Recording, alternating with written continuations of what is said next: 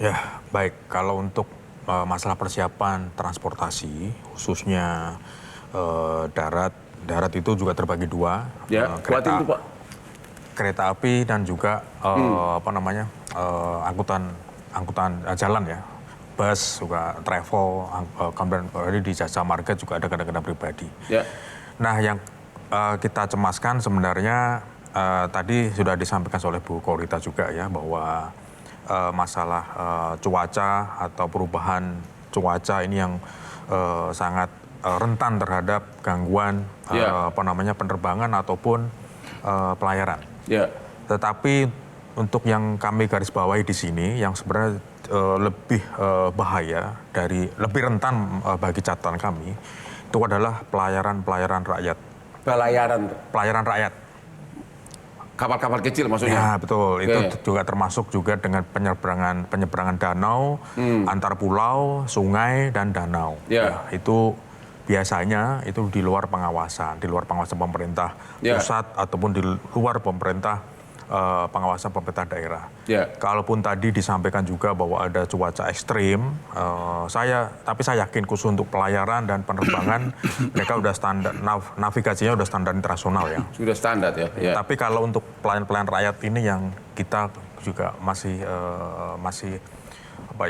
ragu-ragu ya, masih ragu-ragu karena ada yang perlu diperhatikan enggak yang khusus atensi dari pemerintah? Banyak sekali. Ya, itu misalnya untuk pelayan rakyat ya, misalnya dari DKI Tangerang ke Kepulauan Seribu misalnya, mereka juga beli sana. Kemudian dari Jepara, Semarang ke Karimun Jawa, Bali, NTB, misalnya Sulawesi, juga Danau Toba itu juga rentan juga penyeberangannya. Itu karena kan juga pernah dulu kapal tenggelam, kapal terbakar dan segala macamnya kena badai. Mungkin juga di luar batasannya itu biasanya kapal-kapal rakyat itu biasanya kan sering overload, Pak. Overload ya. Jadi seperti dulu pernah kapal Jahro itu di Kepulauan Seribu ya misalnya, tahun 2017 misalnya. Itu muatannya hanya 100. Tapi karena itu liburan overload sampai 300. Dan ini juga di luar pengawasan. Jadi hal seperti ini yang jadi perlu pengawasan dari aparat begitu ya. Khususnya di pemerintahan di daerah masing-masing ya, entah itu di kabupaten, entah itu di kota. Kalaupun ada dinas perhubungan tentunya akan lebih melakukan pengawasan terhadap. Kayaknya pengawasan lebih fokus ke jalan tol ya, benar nggak itu? Jalan tol sebenarnya, kalau jalan tol hukumnya begini. Kalau untuk kita sekarang bicara ke masalah jalan ya, entah jalan nasional atau jalan tol, hukumnya adalah semakin banyak volume yang melakukan perjalanan, kan kecelakaan akan semakin tinggi. Tapi kebalikannya kalau